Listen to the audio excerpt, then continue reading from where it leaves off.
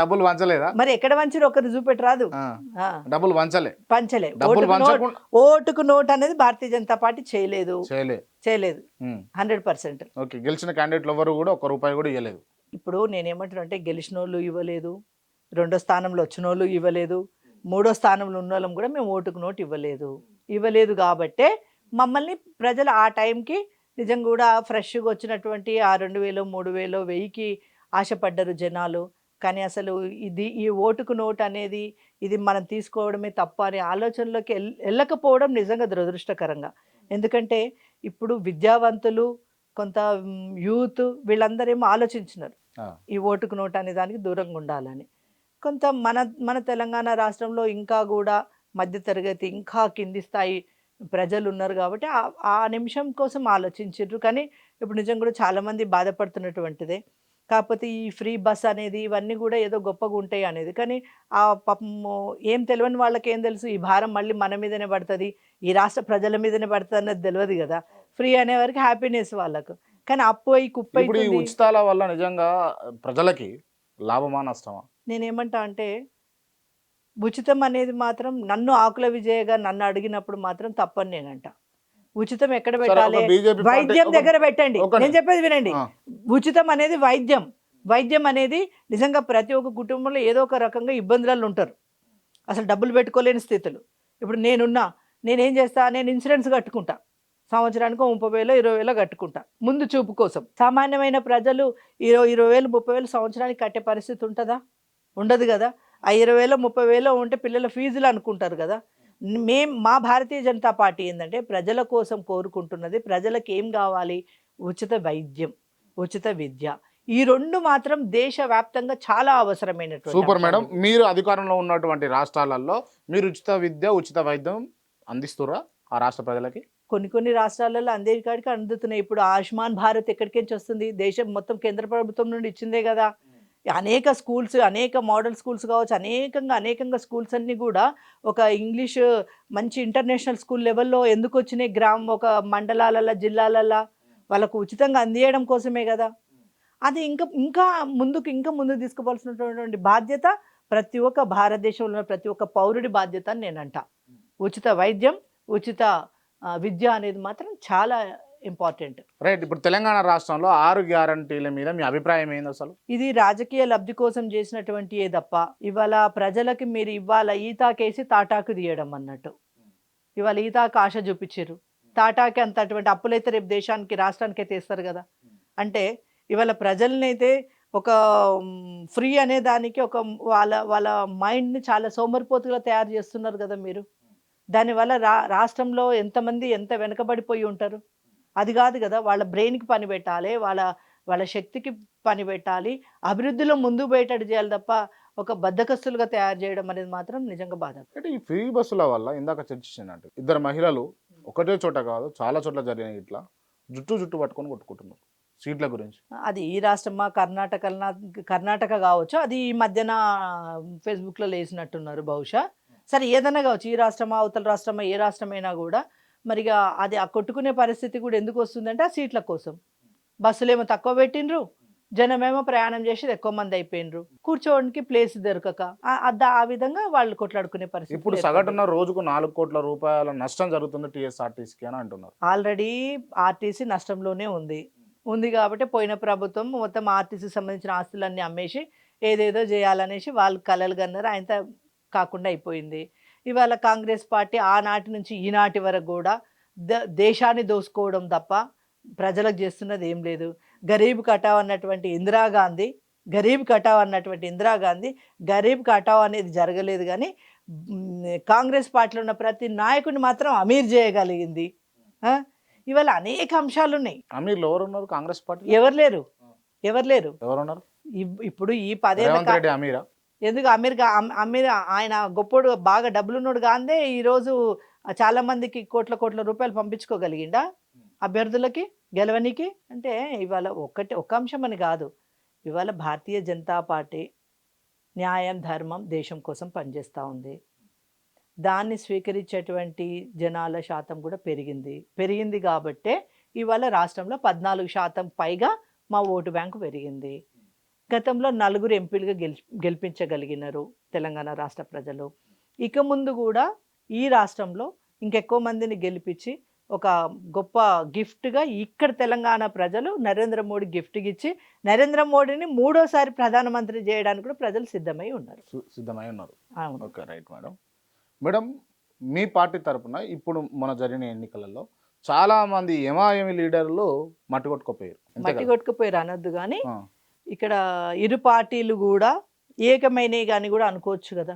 మీరు ఎవరితో ఏకం కాలేదు? మేము ఎవరితో కాలేదు, అవ్వాల్సిన అవసరం కూడా మాకు లేదు. మేము ఎవరితో అవుతామంటే ప్రజలతోనే అవుతాం. ప్రజల కోసమే పనిచేస్తాం, ప్రజల కోసమే ఉన్నాం. ఒక ఫక్తు రాజకీయ నాయకురాల్లాగా మాట్లాడుతున్నారు మీరు, అంతే? నేను రాజకీయ నాయకురాలనే. ఫక్తు. అయ్యో రామా, నేను భారతీయ జనతా పార్టీ కార్యకర్తగా మాట్లాడుతున్నా. ఇక రాజకీయ నాయకురాలు అంటే ఎస్, రాజకీయ నాయకురాలనే.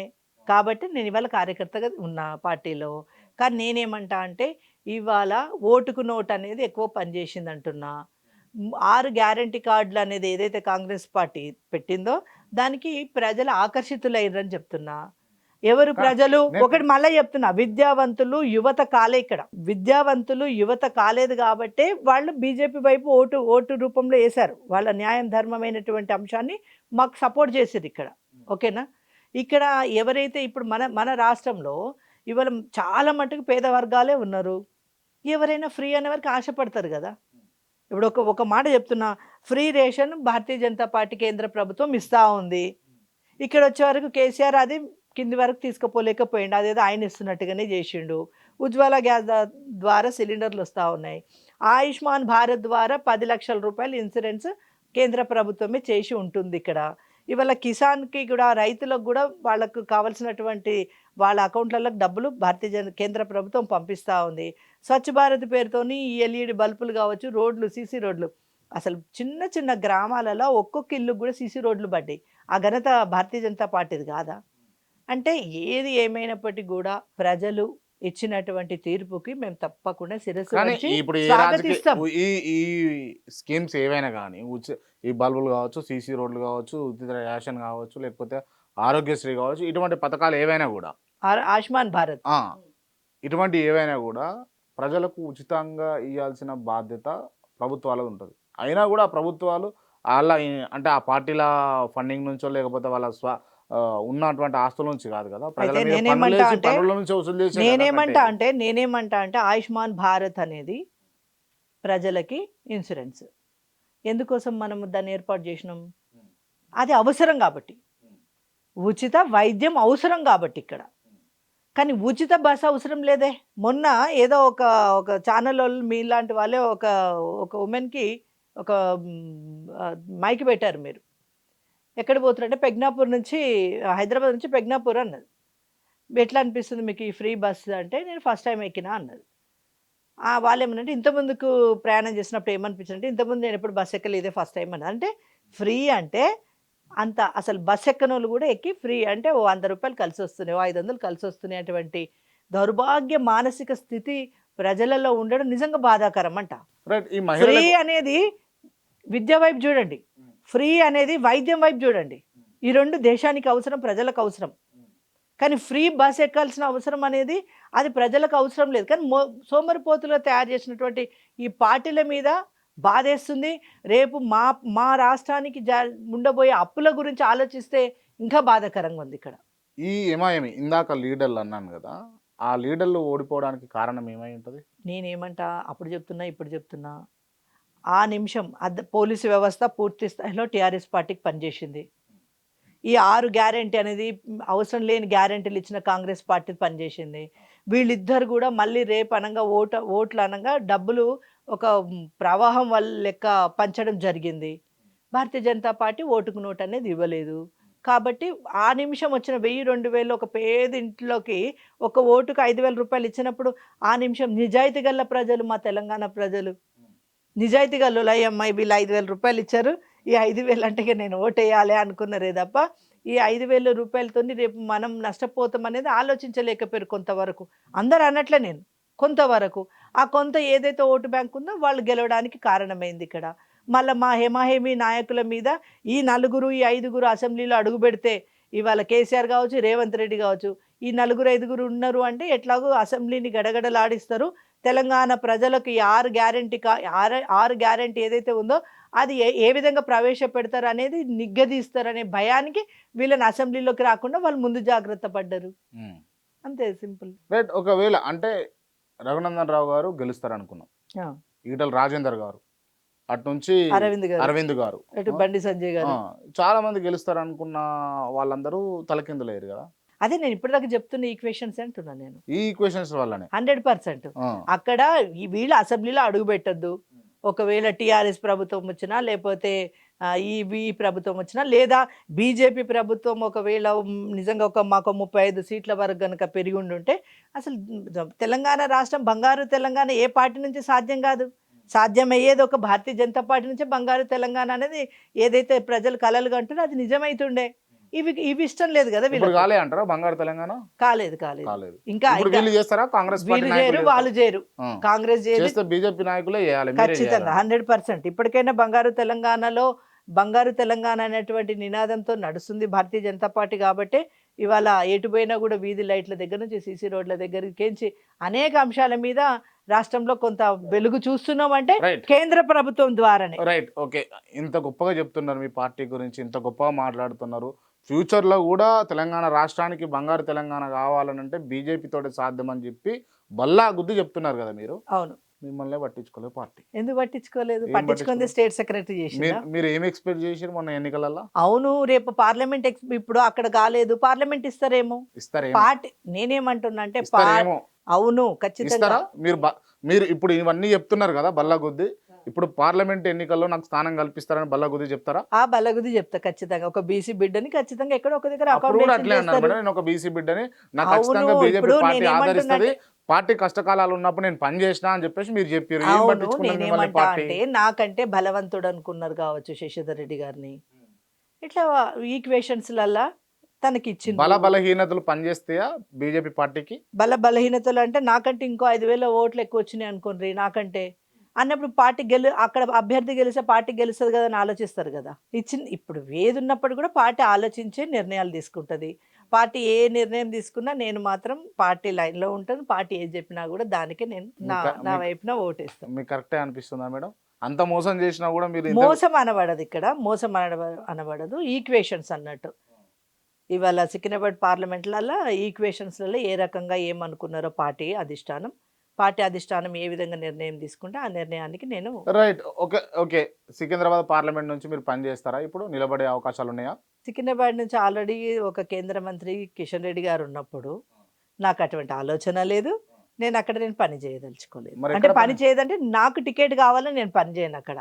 ఎందుకంటే ఒక కేంద్ర మంత్రి వర్యులు, తర్వాత రాష్ట్ర అధ్యక్షులు, ఆ సనత్ నగర్ సికింద్రాబాద్ నా ఏరియా అయినప్పటికీ కూడా నేను అక్కడ సనత్ నగర్ అన్నప్పుడు ఒక అసెంబ్లీ, కానీ ఇక్కడ సికింద్రాబాద్ అన్నప్పుడు ఒక పార్లమెంట్ అన్నప్పుడు అక్కడ కిషన్ రెడ్డి గారు ఉన్నారు, ఆల్రెడీ ఒక రాష్ట్ర అధ్యక్షులు, ఆల్రెడీ అక్కడ ఎంపీ, సిట్టింగ్ ఎంపీ. అట్లాంటి పరిస్థితులలో పార్టీకి వ్యతిరేకమైనటువంటి ఆలోచనలు నేను చేయను. నేను జహీరాబాద్ నుంచి అనేసి ఒక ఆలోచన ఉంది. జహీరాబాద్ అనేది కొంత మాకు కాపు, బలిజ, లింగాయత్, రెడ్డిస్, తర్వాత ఈ ఓటు బ్యాంక్ అనేది ఉంది. తర్వాత ఎక్కువ శాతం అక్కడ ఆశ్రమాలు ఉన్నాయి, హిందుత్వవాదం ఉంది. దాంతోపాటుగా నేను ఒక బీసీని. అట్లనే ఇవాళ ఏబిసిడి వర్గీకరణలో మందకృష్ణ మాదిగన్న ఎట్లాగో ఏబిసిడి వర్గీకరణ కూడా అయ్యేటువంటి సూచనలు కనిపిస్తూ ఉన్నాయి.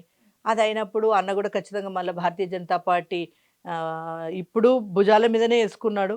రానున్న పార్లమెంట్ ఎలక్షన్లో కూడా ఆయన భుజాల మీద వేసుకొని అక్కడ జహీరాబాద్ పార్లమెంటులో నేను ఆయన సోదరిగా నాకు పూర్తి స్థాయిలో మద్దతు ఇచ్చి మాదిగా ఓటు బ్యాంకును కూడా బీజేపీ వైపు తింపనికి అవకాశం ఉంది. రకరకాల ఈక్వేషన్స్లలో నాకు అవకాశం వస్తుంది.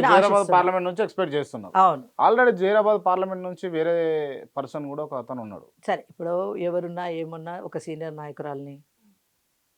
ఇప్పుడు ఇక్కడ సనత్ టికెట్ విషయంలో అనేక ఈక్వేషన్స్ జరిగినాయి, కానీ జహీరాబాద్ పార్లమెంట్ పోయినప్పుడు ఖచ్చితంగా నాకే రైట్. ఓకే, మంచి జరిగితే నేను కూడా సంతోషిస్తాను. మీకు కూడా ఒకవేళ పార్లమెంట్ స్థానం కల్పించిన తర్వాత మీరు గెలవాలని నేను కూడా కోరుకుంటున్నాను. Thank you.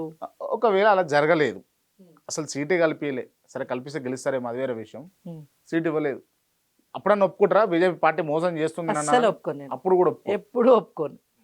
Bharatiya Janata party ఎవరికి మోసం చేయదు. భారతీయ జనతా పార్టీ పరిస్థితులను బట్టి పరిస్థితులకు తగ్గట్టుగా పార్టీ బాగుండాలి, ఇక్కడ వ్యక్తులు కాదు. ఆకుల విజయ వ్యక్తి మాత్రమే. భారతీయ జనతా పార్టీ పార్టీ అది. పార్టీ లైన్లో, పార్టీ సిస్టంలో, పార్టీకి ఏ రకంగా మేలు జరుగుతుంది అనుకున్నప్పుడు అదే విధంగా నేను కూడా నా అడుగులు కూడా ఉంటాయి అంతే. మోసం అనేది భారతీయ జనతా పార్టీ ఎవరికి చేయదు, చేయబోదు కూడా. ఓకే. ఇక ఎవరన్నా ఒకవేళ మాకు మోసం చేసింది అని అనుకుంటే పాపం వాళ్ళ వాళ్ళ వాళ్ళ ఆలోచన అది కావచ్చు. దాన్ని సరే దాన్ని మేడం, తప్పు అంటే పట్టను. పార్టీ మోసం చేయదనంటే ఓకే ఒప్పుకుంటా, కానీ పార్టీలో ఉన్నటువంటి అధ్యక్షులు కావచ్చు, ఉపాధ్యక్షులు కావచ్చు, కార్యవర్గ సభ్యులు కావచ్చు, వీళ్ళు మోసాలు చేయరా? అసలు ఎవరు చేయరు. అస్సలే.